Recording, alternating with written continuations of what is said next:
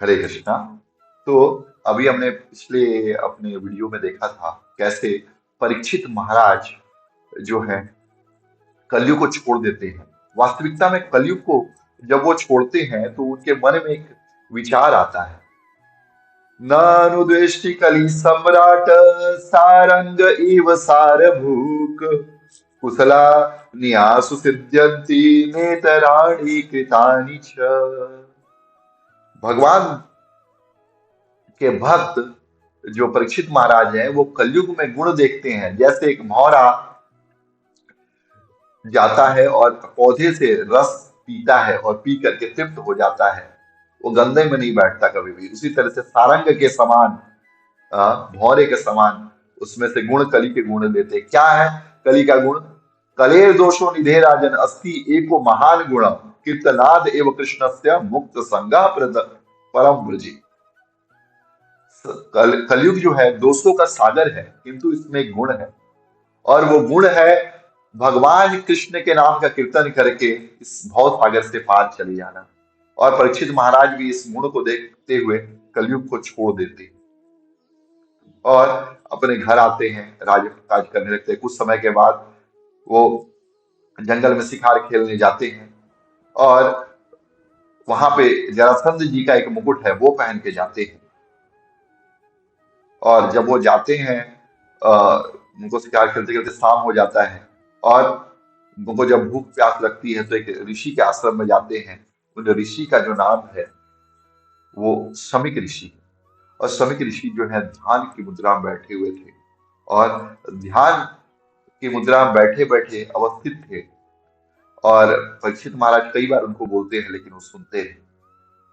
तो परीक्षित महाराज क्या करते हैं कि अपने धनुष से एक सांप उठा करके उनके ऊपर डाल देते हैं, शमिक ऋषि के ऊपर, और ये चले जाते हैं। बाद में एक बेटा जो उनका स्नान कर रहा होता है नदी में, शमिक ऋषि का बेटा श्रृंगी नाम का, और उसको जाके उसके मित्र बताते हैं कि तुम्हारे पिता के ऊपर किसी ने सांप डाल दिया है। और श्रृंगी समझता है कि मेरे पिता को डस लिया और पिताजी हमारे रही रहे। और श्रृंगी जो गंगा नदी के जल को उठाता है और श्राप देता है कि हे राजन, जिस किसी ने भी मेरा ये कार्य किया है, सॉरी, हरे कृष्णा, तो जिस किसी ने भी मेरे पिता गले में सर्प डाला है उसको 7 दिन के अंदर तक्षक डस ले। और ये बोलते हुए वो तुरंत घर पे आता है, देखता है शमिक ऋषि जो है ध्यान अवस्था में रहते हैं। और पिताजी का बोलते पिताजी बोलते हुए श्रृंगी जो है चिल्लाता है और शमिक ऋषि की तब आंख खुलती है। अब देखिए कैसी ये माया है कि पूरे विश्व का राजा आया हुआ है आपके और पानी मांग रहा है, आपकी आंख नहीं खुली, और अपना बच्चा रोता है तो आंख खुल जाती है। यही माया है। इसलिए हमको ऐसे माया से बचना चाहिए। घर गृहस्थी के मोह में फंसना नहीं चाहिए। भगवान के जब भक्त आते हैं शरण में, या भगवान के भक्त जब हमारे घर आते हैं तो उनका स्वागत सत्कार करना चाहिए। और जब शमिक ऋषि ये बात सुनते हैं कि श्रृंगी ने श्राप दे दिया तो उनको बहुत दुख होता है। उनको दुख इसलिए होता है क्योंकि बोलते हैं पुत्र को वो कि हे पुत्र, तुमने ये क्या अनर्थ किया। राजा जो है बहुत धर्मात्मा है, पांडवों के वंश के हैं, और उनके चलते ही हमें सारे ब्राह्मण जो हैं उनका पालन पोषण हो पा रहा है, हम अच्छे से आनंद से शांति से रह पा रहे हैं। और राजा ने तो थोड़ी सी भूल, उनको भूख प्यास लगी थी, उन्होंने कर दिया गुस्से में, तो हमको इतना बड़ा सजा उनको नहीं देना चाहिए था कि उनके हम प्राण हर लें। फिर भी शमिक ऋषि अपने शिष्य को भेजते हैं बताने के लिए। और जैसे परीक्षित महाराज जब अपने घर आते हैं तो परीक्षित महाराज के मन में भी एक उद्वेग आता है, कष्ट आता है कि हमको जो है किसी भी तरीके से वहां पे ये जो हमने पाप किया है, इस पाप का फल जो है हमको मिलना चाहिए। इस पाप का फल हमको मिलना ही चाहिए। और पाप का फल भोगने के लिए वो जो है, एक सेकंड, हाँ, पाप का फल भोगने के लिए फिर वो सोचते कि मैं जो है मेरे पर कोई विपदा आ जाए, मुझको श्राप मिल जाए। तब तक जो है शमी ऋषि के शिष्य पहुंचते हैं और बताते हैं महाराज ऐसा ऐसा बात है, आपने जो डाला सर्प में उसके चलते श्रृंगी ने आपको श्राप दिया है, 7 दिन के अंदर तक्षक नामक सर्प आपको डसेगा। और परीक्षित महाराज ऊपर देखते हैं आसमान में भगवान कृष्ण को प्रणाम करते हैं, भगवान कृष्ण बहुत कृपा रही आपकी, आनंद में आ जाते। देखिए, परीक्षित महाराज को जब राज्य मिला तो बहुत ज्यादा खुश नहीं हुए, और जब उनको श्राप मिल गया तो बहुत ज्यादा दुखी नहीं हुए। यही एक भक्त का लक्षण है। हाँ, दुखेषु उद्विग्न मनः, सुखेषु विगत स्पृहा। दुखेषु उद्विग्न मनः, सुखेषु विगत स्पृहा।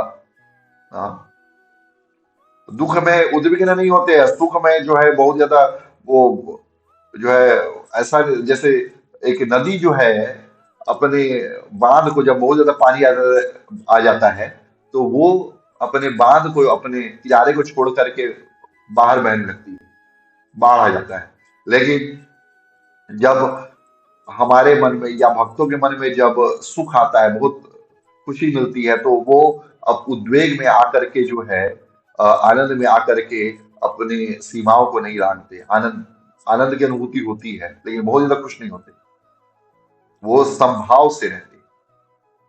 यही परीक्षित महाराज के साथ हुआ, और श्रृंगी का श्राप लेकर के परीक्षित महाराज जाकर के फिर बैठ जाते। और जब परीक्षित महाराज जाकर के गंगा जी के तट पर बैठते हैं, कुछ आचार्य लोग बताते हैं गंगा जी के तट पर नहीं, यमुना जी के तट पे बैठे, और जाके यमुना जी के तट पे बैठते हैं, और वहां पर ऋषि मुनि बहुत प्रशंसा करते हैं परीक्षित महाराज की, और उनके बारे में बोलते हैं, तिरस्कृता विप्रलब्धा सप्ता क्षिप्ता हतापि, नास्य तत्पति कुरुवंती तद भक्ता प्रभवोपि। भक्तों का ऐसा प्रभाव है, अगर उनका तिरस्कार कर दिया जाए, ब्राह्मणों के द्वारा जो है उनको श्राप दे दिया जाए, उनको काट दिया जाए, उनको हताहत कर दिया जाए, हाँ, नास्य तत् प्रतिकुर्वन्ति, लेकिन वो ये नहीं करते, कभी भी उसका जो है प्रतिकार नहीं करते। भक्त ऐसे हैं, और परीक्षित महाराज ने भी प्रतिकार नहीं किया। परीक्षित महाराज ने तो एक मरे हुए सर्प को गले में डाला था, क्योंकि समय के ऋषि एक मरे हुए सर्प के समान व्यवहार कर रहे थे। हाँ, अपने बेटे का आवाज कैसे सुनाई दे गया, राजा का आवाज क्यों नहीं सुनाई दिया? आप सोचिए। तो इस चीज को हमको ध्यान में रखना है कि कैसे भगवान के भक्त जो है हमारे ऊपर कृपा करने के लिए हमारे घर आते हैं, और एक गिलास उनको पानी का दे दिया गया होता, कितना आनंद आता है। वहाँ थोड़ा सा भोजन दे देते, जबकि कोई कमी नहीं है, राजा का दिया हुआ सब कुछ है सबके पास, उन्हीं के पास था। तो इस तरीके से जो है भगवान आके बैठते हैं, और तब यहाँ पे शौनक आदि ऋषि शुद्ध गोस्वामी बताते हैं कि इस तरीके से आकर के वो बैठ गए वहां पे, और पर तब सुखदेव गोस्वामी आए, कथा उथा करी, उनको जो है मुक्ति 7 दिन में करवा दी। लेकिन अब शुद्ध गोस्वामी से शौनक आदि 88,000 ऋषि बोलते हैं कि भगवान रुकिए, हम तो 1000 वर्ष के यज्ञ के लिए एकत्रित हुए थे, लेकिन ये जो यज्ञ हो रहा है ना, इस यज्ञ का जो धुआं है, हम धुआं झेल रहे हैं, और काली काली जो है राख हमारे ऊपर आ रही है, और इसके चलते जो है हम लोग को बहुत कष्ट हो रहा है। लेकिन आपने जो कथा करी है इसको रोकिए मत, क्योंकि इस कथामृत का जो पान कर रहे हैं उससे जो रस की प्राप्ति हो रही है वो कहीं उपलब्ध नहीं है। आप इस कथा को और विस्तार से कहिए। तब सूत गोस्वामी इस कथा को फिर विस्तार से कहना चालू करते हैं। परीक्षित महाराज आते हैं, वहां पे आसन ग्रहण करते हैं, और वहां पे सबसे पूछते हैं कि आप, हे ब्राह्मण, आप लोग सब बताइए क्या करें हम लोग, बड़े बड़े आते हैं, क्या उपाय हम लोग कर सकते हैं तब तक, और सबसे सुंदर उपाय क्या होगा इस मरते हुए जीव का, ताकि उसको सदगति की प्राप्ति हो, आप बताइए। और तब वहां पे जो है सुखदेव गोस्वामी आते हैं। सुखदेव गोस्वामी बहुत सुंदर उनका शरीर था, लेकिन नंग धड़ंग रहते थे, लेकिन अब उनको कथा करनी थी, और कथा के चलते उन्होंने एक कोपीन को धारण किया, क्योंकि जब कथा करते हैं हम लोग को तो कम से कम कोपीन धारण करना चाहिए, कम से कम कुछ वस्त्र शरीर पे होना चाहिए, और उन्होंने वही धारण किया और आ रहे थे। और जब वो चल रहे थे तो कई उनके साथ बच्चे चल रहे थे उनका मजाक उड़ाते हुए, लेकिन उनकी परवाह ना करते हुए कि सुखदेव गोस्वामी आए और आसन रखा गया था और आकर के सीधे उस पर विराजमान हुए और तब सुखदेव गोस्वामी को प्रणाम करते हैं। परीक्षित महाराज और कहते हैं, अहो अजवयम ब्रह्मन् सत सेवया छत्र बंधव कृपया तिथि रूपेण भवद्भिस्तीर्थ का कृता। हे महात्मन, हमारे जैसे छत्र बंधव जो ब्राह्मणों का तिरस्कार करते हैं, ऐसे लोगों के ऊपर कृपा करने के लिए अतिथि के रूप में आप जो है आ जाते हैं। आप तो स्वयं तीर्थ हैं जो दूसरे जगह को भी, तीर्थों को तीर्थ बना देते हैं। भवद भी तीर्थ का पिता, आप तीर्थों को तीर्थ बनाने वाले जो है पुण्य, आप पुण्यशील है कि तीर्थों के ऊपर जब जाते हैं, तीर्थों के ऊपर कृपा करते हैं, तो तीर्थ जो है अपने में इतनी शक्तिशाली हो जाते हैं कि दूसरे के पुण्यों, दूसरे के पाप जो है उनको क्षय करने वाले बन जाते हैं, तीर्थ हो जाते हैं। हाँ, और तो और ये शाम संस्मरणात् पुंसाम सद्य शुद्ध्यन्ति वैगृह किं पुनः दर्शन स्पर्शाद शौचा शौचा आसनादि भी। ये शाम संस्मरणात् पुरुषाम, जिसको स्मरण करने से साधारण जीव सद्य शुद्ध्यन्ति वैगृह, गृह में रहते हुए भी शुद्ध हो जाते हैं। जिनके स्मरण मात्र से उनके अगर दर्शन हो जाए, किम पुनः दर्शनाद स्पर्शाद, और उनके स्पर्श हो जाए और उनका जो है पाद शौच का वो कार्य, उनके चरण धोने का मिल जाए और उनका आसन देने का कार्य मिल जाए, तो कितनी बड़ी कृपा हो जाएगी, आप सोचिए। ये बोलते हैं और उनसे बोलते हैं कि आप जो है, आपसे मैं प्रश्न कर रहा हूं क्योंकि मैं 7 दिन में मरने वाला हूं, आप बताइए। अतः पृच्छामि संसिद्धिं योगिनां परमं गुरु पुरुषस्य येह यत् कार्यं म्रियमाणस्य सर्वथा। हे भगवान, आप बताइए कि जो व्यक्ति मरने वाला है उसको किस कार्य से समस्त सिद्धियों की प्राप्ति हो जाएगी, क्योंकि आप योगियों के परम गुरु हैं, आप बता सकते हैं हे सुखदेव गोस्वामी, क्योंकि आप तो जन्म के साथ ही आपको ब्रह्मनिष्ठ हो गए थे। फिर भगवान की भागवत कथा को पढ़ करके आप जो है ब्रह्मनिष्ठ, कृष्णनिष्ठ हुए, कृष्ण में आपकी आस्था लगी और भगवान कृष्ण के प्रेम में आप पड़ गए। हाँ, आप बताइए। यत् श्रोतव्यम यतो जाप्यम यत् कर्तव्यम निवृ प्रभु स्मर्तव्यम भजनीयम वा ब्रूहि यद विपर्ययम्। हे भगवान, आप यत् श्रोतव्यम यत् जाप्यम, आप क्या सुनने योग्य है, क्या जाप करने योग्य है, आप हमको बताइए। यत् कर्तव्यम निवृ प्रभु, ऐसे जो साधारण जीवन का क्या कर्तव्य है।